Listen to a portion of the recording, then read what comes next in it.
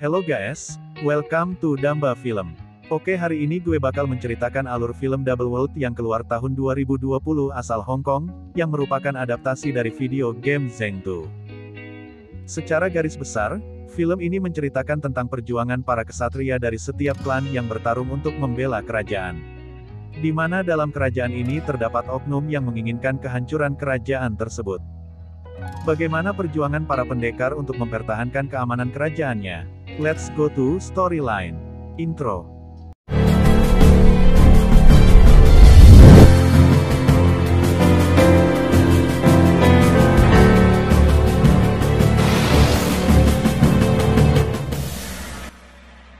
Film diawali dengan percobaan pembunuhan, yang dilakukan oleh Kerajaan Yan Utara melalui dua orang utusannya, terhadap Kerajaan Yan Selatan. Hal ini membuat Guru Guan berinisiatif untuk mempercepat kontes bela diri. Yang Mulia pun mengizinkan keinginan Guru Guan. Guru Guan pun menyampaikan kontes ini melalui burung pembawa surat yang dilepaskan ke seluruh penjuru klan Kerajaan Zhao Selatan.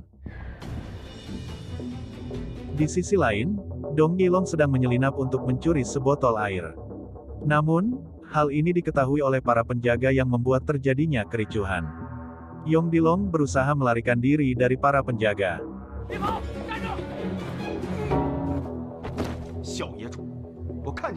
Dong pun tertangkap oleh Chang Chiu. Ketua klan mengumpulkan seluruh rakyat untuk memberi kabar kontes bela diri, yang wajib diikuti oleh 3 kesatria dari masing-masing klan yang ada. Dong yang terikat menawarkan dirinya.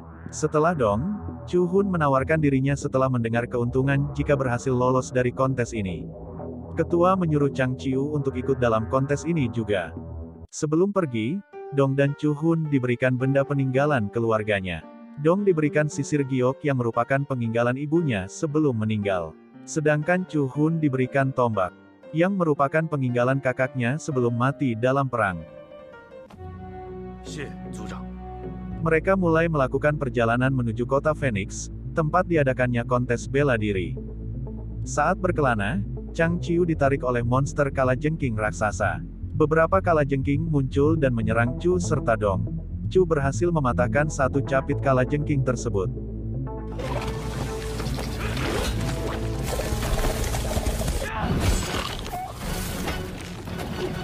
Di sini Chang Chiu tak berhasil selamat dan mereka melanjutkan perjalanan berdua.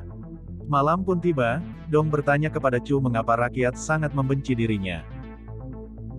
Chu menjelaskan bahwa saat tentara Chu berperang menghadapi tentara Yan Utara, kakak Chu bernama Chu Cheng berhasil membunuh Jenderal Yan Utara. Namun tentara Chu harus gugur, bukan karena kelah dari Yan Utara melainkan mereka dibunuh oleh Guru Guan.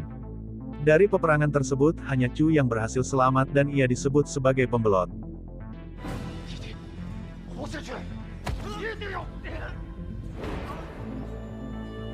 Di Phoenix, Guru Guan dihampiri oleh utusan Yan Utara. Ternyata Guru Guan merupakan orang Yan Utara, yang memiliki misi khusus untuk menghancurkan kerajaan Zhao Selatan. Di perjalanan, Dong dan Chu melihat seorang wanita yang dikejar oleh beberapa orang. Wanita ini bernama Jinggang. Tak lama muncul badai pasir besar menghampiri mereka. Dong dan Chu berlindung di belakang batu.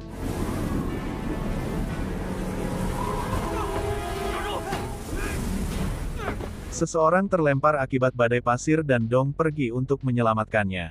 Hal ini membuat Chu melompat dan membantu Dong. Mereka pun berhasil selamat dari badai pasir ini.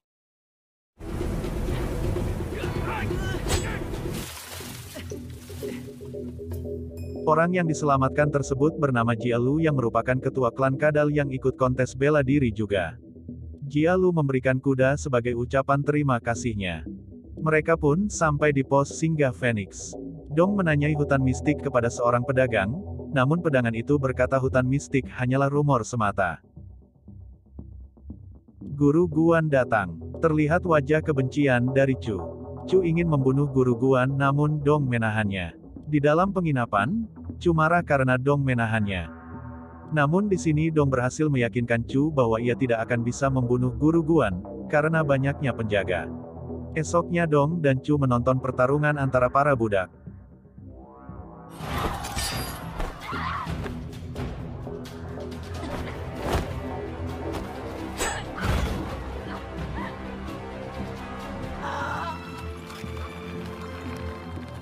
Jinggang menepuk Chu yang membuat Chu mengangkat tangan, tanda membeli budak bernama Binu yang menang dalam pertandingan.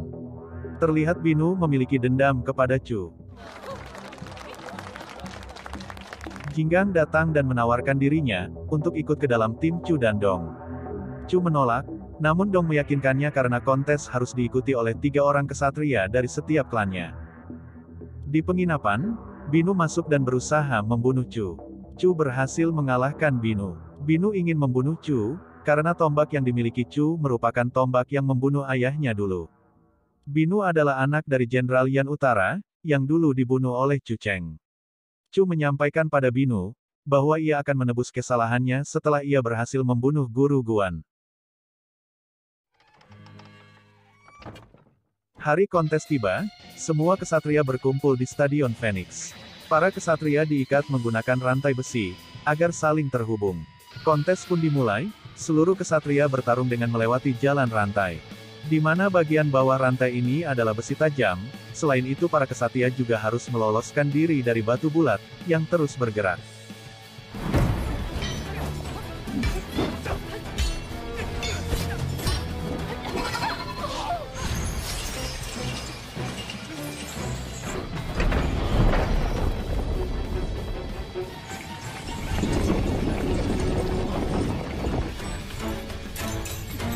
Tim pertama yang berhasil lolos adalah klan Zisuan.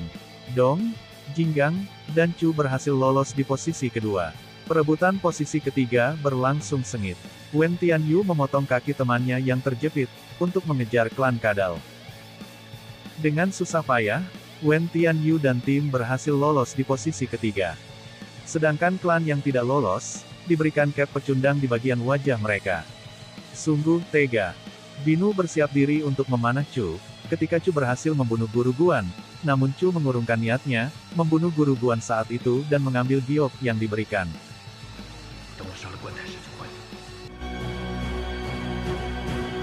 Saat Chu memberikan makanan kepada Binu, tiba-tiba muncul beberapa orang menyerang Chu. Terjadi pertarungan di antara mereka. Dong berhasil menangkap salah satunya. Namun orang itu dibunuh oleh tangan kanan Guru Guan, menggunakan panah. Malamnya Chu memberitahu bahwa dalang dari keributan siang tadi, merupakan orang suruhan Guru Guan. Chu yang marah ingin pergi untuk membunuh Guru Guan. Namun Dong dan Jinggang ingin ikut, sehingga membuat Chu luluh dan mengurungkan niatnya, karena tidak ingin mereka ikut dalam bahaya. Binu pergi menyelamatkan teman-teman budaknya, dan hampir membunuh pemilik budak tersebut.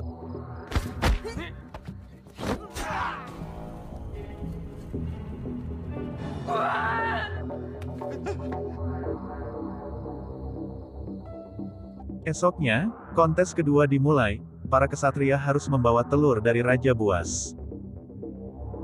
Raja Buas, merupakan peliharaan milik Zhao Selatan untuk senjata perang. Raja Buas ditancapkan helm tempur, yang membuatnya menjadi sangat ganas.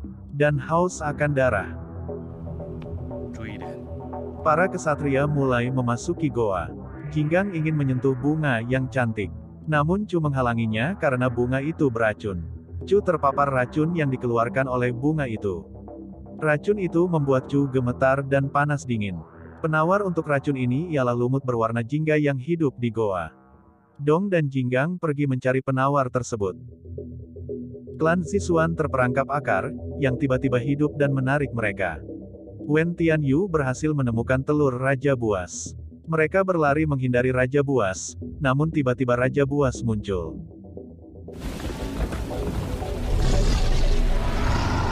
Raja Buas langsung memburu mereka. Jinggang dan Dong berlari sambil membawa telur Raja Buas, yang dijatuhkan oleh Wen Tianyu.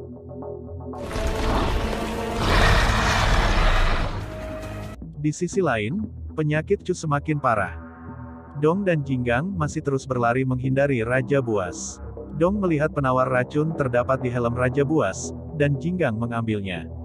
Mereka terus berlari menghindari kejaran Raja Buas. Raja Buas yang mengejar mereka tersangkut di antara lorong goa. Dong dan Jinggang memberikan penawar tersebut kepada Chu. Dong yang kasihan kepada Raja Buas mendekatinya dan berusaha menolongnya. Penyebab Raja Buas tersangkut adalah helmnya. Jinggang membantu Dong menarik helm Raja Buas. Chu datang dan mendekatkan api ke muka Raja Buas, yang membuat Raja Buas berhasil melepaskan diri.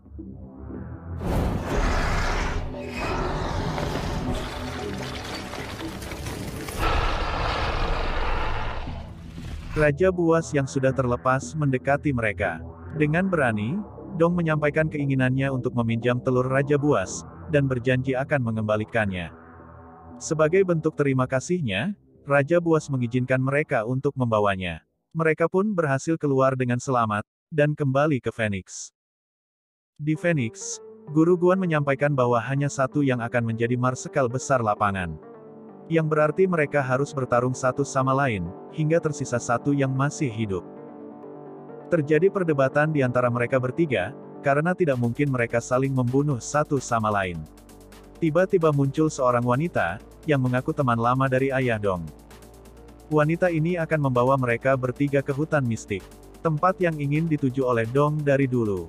Sesampainya di hutan mistik, mereka melihat kembali kenangan masa lalu mereka. Di sini terkuak bahwa Dong merupakan anak dari mantan Raja Yan Utara. Untuk membuktikan hal itu, Dong harus melumuri lengannya dengan darah untuk melihat tanda keturunan rajanya. Setelah darah dioles, muncul tanda emas yang menandakan Dong merupakan keturunan bangsawan Yan Utara.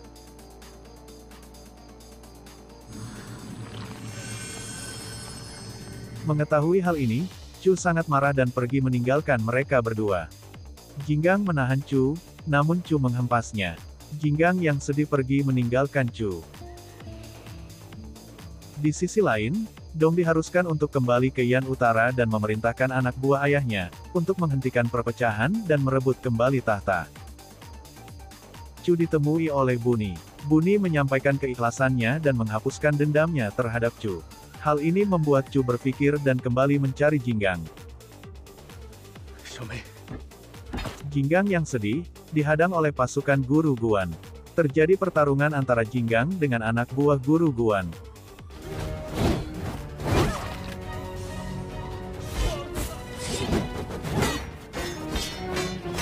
Dengan kemampuannya, Jinggang tidak mampu menghadapi banyaknya anak buah Guru Guan. Chu yang mendengar suara Jinggang, langsung berlari dan membantu Jinggang. Jinggang yang terluka, ditusuk menggunakan pedang oleh Guru Guan. Chu yang melihatnya tidak dapat berbuat banyak. Chu melemparkan tombaknya, dan menyerah agar Jinggang tidak disiksa.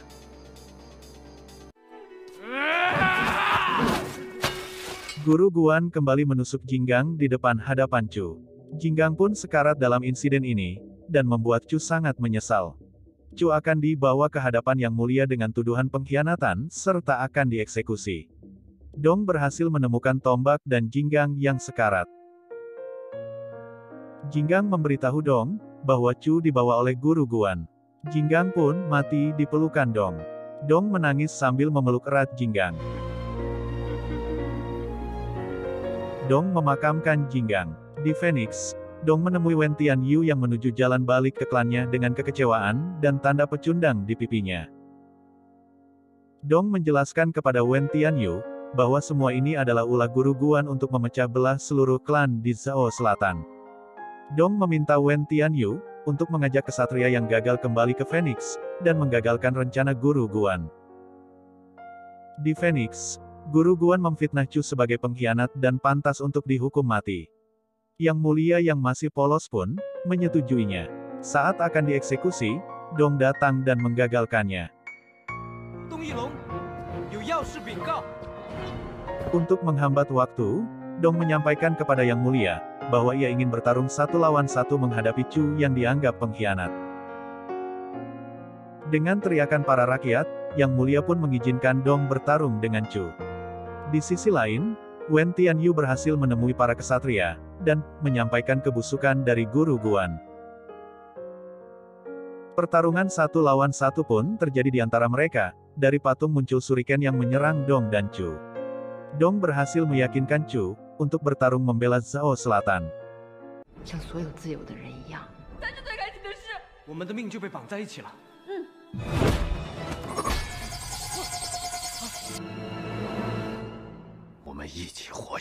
Tiba-tiba, seluruh mata-mata dari Yan Utara melakukan serangan yang membuat kegaduhan.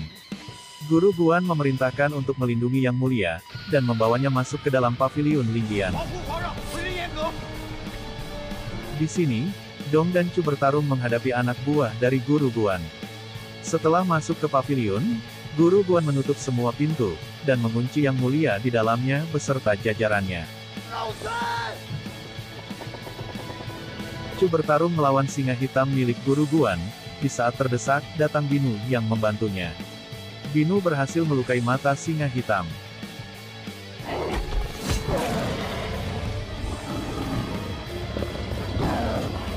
Para kesatria yang sampai pun, langsung bertarung menghadapi anak buah Guru Guan.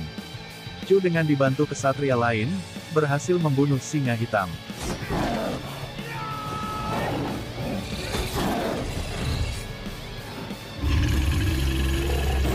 Binu yang sekarat tewas di dalam pelukan Chu.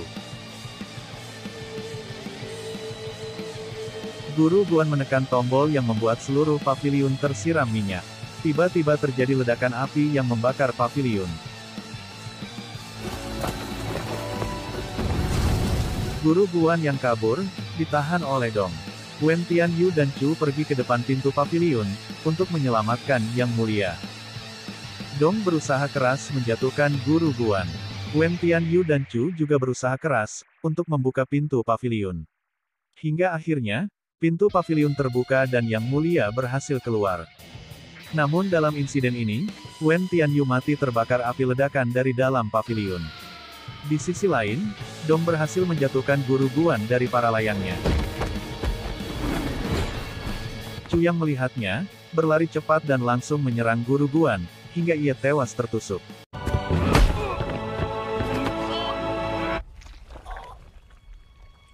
Peperangan pun selesai dengan kematian Guru Guan.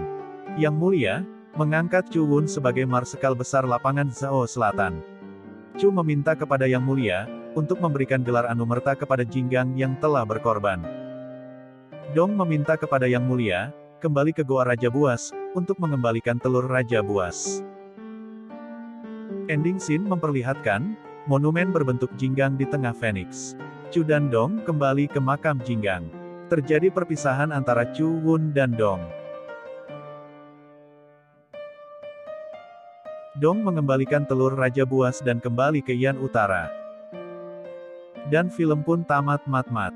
Oke guys, jangan lupa untuk subscribe dan share video ini ke teman-teman kalian ya. See you on the next video guys, thank you.